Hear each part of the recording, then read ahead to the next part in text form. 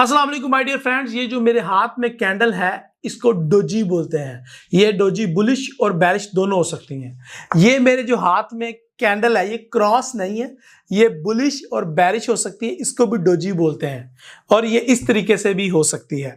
My dear friends, ये candle अगर support and resistance मुकाम पे बन जाए या फिर पिवट पॉइंट पे बन जाए या मूविंग एवरेज के साथ बन जाए, सिंपल, कोई रॉकेट साइंस नहीं है। इससे आप हजारों डॉलर कमा सकते हैं अगर आप फॉरेक्स ट्रेडिंग, क्रिप्टो या फिर स्टॉक में ट्रेड करते हैं।